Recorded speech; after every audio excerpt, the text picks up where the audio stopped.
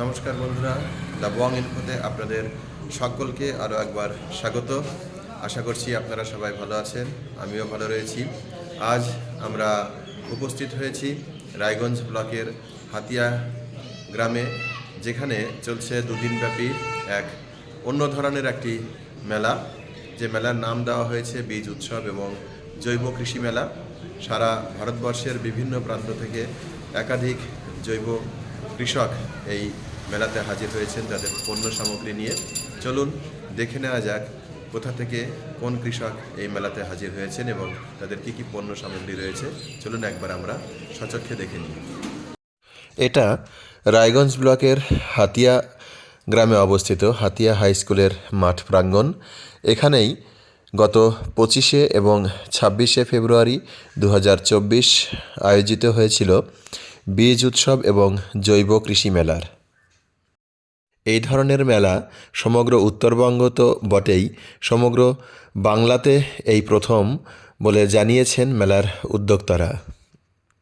মেলার মূল উদ্যোক্তা ছিল forum for indigenous agricultural movement বা ফিয়াম, এবং সহযোগী সংস্থা ছিল ভারত বীজ স্বরাজ মঞ্চ, কিস্টোন ফাউন্ডেশন এবং ভারত এগ্রো ইকোলজিক্যাল ফান্ড। মেলাতে ঢুকে প্রথমেই ছিল ভারত বীজ স্বরাজ মঞ্চের কাউন্টার, যে কাউন্টারে বা স্টলে এই মঞ্চের পক্ষ থেকে কয়েকশো প্রজাতির ধান, তৈলবীজ এবং অন্যান্য দেশীয় শাকসবজির বীজের প্রদর্শনীর ব্যবস্থা করা হয়। পাশেই ছিল ফিয়ামের নিজস্ব স্টল। এই ফিয়ামের নিজস্ব স্টলে আমাদের দৈনন্দিন জীবনে ব্যবহৃত বিভিন্ন প্রকারের মুদিখানা দ্রব্য, দেশীয় মুদিখানা দ্রব্য এবং দেশীয় শাকসবজি বিক্রির ব্যবস্থা ছিল। ফিয়ামের স্টলের ভেতরেই ছিল বিভিন্ন প্রকারের লুপ্তপ্রায় এবং দুর্মূল্য শাকসবজি প্রদর্শনীর ব্যবস্থাও। এছাড়া এই স্টলের পাশেই দেশীয় পদ্ধতিতে হাতে বানানো বিভিন্ন পিঠেপুলির স্টলও করা হয়েছিল, যে স্টল পুরোটাই মহিলাদের দ্বারা পরিচালিত। দেখতে পাচ্ছেন এখানে পিঠেপুলি বানিয়ে কাস্টমারদের হাতে খুব স্বল্প মূল্যে তুলে দেওয়া হচ্ছিল। এই পিঠেপুলিগুলিও কিন্তু ছিল দেশীয় পদ্ধতিতে তৈরি এবং সম্পূর্ণভাবে বিষমুক্ত। এই কৃষকের নাম লালু সনপ্রীত। উনি এসেছেন হরিয়ানা থেকে। দেখতে পাচ্ছেন কত বড় বড় লাউয়ের কালেকশান প্রদর্শনীর জন্য নিয়ে এসছেন, এবং ওনার কাছে রয়েছে বেশ কয়েকশো প্রজাতির লাউ, মিষ্টি কুমড়ো, ঝিঙে, বরবটি, পটল, উচ্ছে, বিভিন্ন শাকসবজির বীজের সংগ্রহ।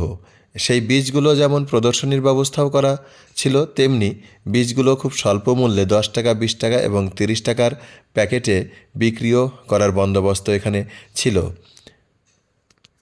তবে দর্শকদের কিন্তু নজর কেড়েছে এই ভদ্রলোকের সংগ্রহে থাকা প্রায় 5 ফিট লম্বা লাউয়ের কালেকশান। এর পাশেই অন্ধ্রপ্রদেশ থেকে আগত আরও এক দেশীয় কৃষকের স্টল ছিল, যে দেশীয় কৃষকের কাছে স্টলের নাম দেখতে পাচ্ছেন। এই দেশীয় কৃষকের কাছেও কিন্তু কয়েকশো প্রজাতির ধানের বীজ, শাকসবজি এবং তৈলবীজের কালেকশান ছিল।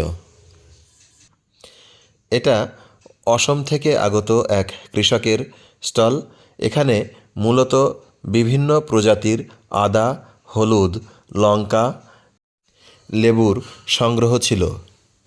তবে এই স্টলের নজরকাড়া আইটেম ছিল হচ্ছে ম্যাজিক রাইস, যেটা রান্না করতে কিন্তু শুধুমাত্র গরম জল হলেই যথেষ্ট, অর্থাৎ চালটা গরম জলে ডুবিয়ে 2 মিনিট রেখে দিলেই ভাত হয়ে যায়, এজন্য একে বলা হয় ম্যাজিক রাইস। এর পাশেই ছিল খাবারের স্টল দ্য পৌষ্টিক লাইফ। এই পৌষ্টিক লাইফ কলকাতা থেকে আগত দেশীয় পদ্ধতিতে তৈরি খাবার নিয়ে কাজ করে। বিষমুক্ত খাবার ক্রেতাদের হাতে তুলে দেওয়াই এদের মূল উদ্দেশ্য। এখানে ছিল মিলেট দিয়ে তৈরি একাধিক প্রকারের কুকিজ, কেক, মোমো, আলুর চপ প্রভৃতি বিষমুক্ত খাবারের সংগ্রহ। এছাড়া এই স্টলে সম্পূর্ণ অর্গানিকভাবে চাষ করা চা এবং কফির ব্যবস্থাও ছিল। পাশেই একটি স্টলে বিক্রি হচ্ছিল জৈব চাষ নিয়ে বিভিন্ন গবেষণালব্ধ বই, পুস্তক এবং পুস্তিকা সমূহ, যেখান থেকে জৈব চাষ সম্পর্কে সম্যক ধারণা পাওয়া সম্ভব এবং কারা কারা এই জৈব চাষে যুক্ত সেই ব্যাপারেও তথ্য সংগ্রহ সম্ভব। তার পাশেই ছিল শিলিগুড়ি থেকে আগত একটি সংস্থা স্টল, যেখানে মূলত নজর কেড়েছিল আলুর বিভিন্ন ভ্যারাইটি, কত প্রকারের আলুর বীজ তারা এখানে সংগ্রহে রেখেছিলেন প্রদর্শনীর জন্য। এছাড়াও তারা পাহাড়ের অর্গানিকভাবে চাষ হওয়া বিভিন্ন শাকসবজির বীজও নিয়ে এসেছিলেন বিক্রি এবং প্রদর্শনীর উদ্দেশ্যে। এটা কলকাতা থেকে আগত একটা স্টল, অন্ন ভাণ্ডারের মূলত ছিল মুড়ির কালেকশান, বিভিন্ন ধানের মুড়ি, চিড়ে এবং বেশ কিছু লুপ্তপ্রায় প্রজাতির ধানের চাল। এটা মধুর স্টল, কলকাতা থেকে ওনারা এসেছিলেন। কয়েকশো প্রজাতির, কয়েকশো ফ্লেভারের মধু, তার মধ্যে কি ছিল না, অ্যাকাশিয়া, জামুন, আজওয়াইন, কালোজিরে, কফি, সর্ষে, সূর্যমুখী, কত কী রকমের মধু এবং মধুর থেকে উৎপাদিত বিভিন্ন প্রকারের প্রসাধনী দ্রব্যের বিক্রির ব্যবস্থা। এই স্টলে প্রদর্শিত হচ্ছে কয়েকশো প্রজাতির দেশীয় ধানের বীজের কালেকশান, গমের বীজের কালেকশান এবং মিলেটের কালেকশান। তবে এগুলো সব প্রদর্শনীর জন্য, যদি কারোর এই বীজগুলোর প্রয়োজন হয় তাহলে তারা পরবর্তীতে পাঠিয়ে দেবেন বলে জানিয়েছিলেন। আর পাশেই ছিল মাটি দিয়ে তৈরি বিভিন্ন প্রকারের আমাদের দৈনন্দিন ব্যবহার্য জিনিসপত্রের দোকান। এখানে চায়ের কাপ, চায়ের প্লেট, কফি মগ, কফির প্লেট, ট্রে, তারপর জল রাখার কুজো, জলের বোতল প্রভৃতি জিনিস বিক্রির ব্যবস্থা ছিল। মেলার উদ্যোক্তাদের কাছ থেকে জানা গেল যে পশ্চিমবঙ্গের বিভিন্ন জেলা সহ ভারতবর্ষের বিভিন্ন রাজ্য থেকে প্রায় 40টি স্টল এখানে এসেছিল এবং এই স্টলগুলিতে বিক্রির পাশাপাশি বীজের প্রদর্শনীর ব্যবস্থা ছিল। সুদূর রাজস্থান, কেরল, অন্ধ্রপ্রদেশ, হরিয়ানা প্রভৃতি রাজ্য থেকে কৃষকরা তাদের নিজ নিজ পণ্য সম্ভার নিয়ে এসেছিলেন এবং মেলায় বিক্রির পাশাপাশি এই উদ্যোক্তাদের পক্ষ থেকে ওয়ার্কশপের, জৈব চাষ নিয়ে ওয়ার্কশপ এবং আলোচনা সভারও আয়োজন করা হয়েছিল। তাছাড়াও জৈব চাষ নিয়ে যে সমস্ত কৃষকরা দীর্ঘদিন কাজ করে চলেছেন সেই সমস্ত কৃষি মানবীদের কিন্তু পুরস্কার প্রদানেরও ব্যবস্থা করা হয়েছিল। মেলার মূল অতিথি ছিলেন জৈব কৃষি নিয়ে দীর্ঘদিন ধরে কাজ করে পদ্মশ্রী পুরস্কার প্রাপ্ত সবরমতী টিকি।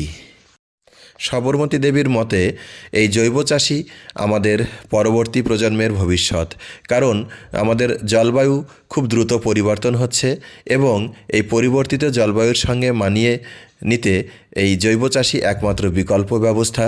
কারণ পরিবর্তনশীল পরিবেশের সঙ্গে মানিয়ে নিতে দেশীয় বীজের জুরি মেলা ভার। বন্ধুরা, ভিডিওটি ভালো লাগলে ফেসবুক পেজটিকে লাইক ও ফলো করবেন এবং ইউটিউব চ্যানেলটিকে সাবস্ক্রাইব করে আমার পাশে থাকবেন। ধন্যবাদ।